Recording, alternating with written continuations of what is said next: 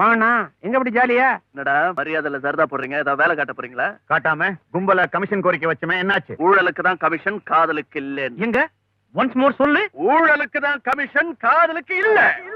கேட்டீங்களா?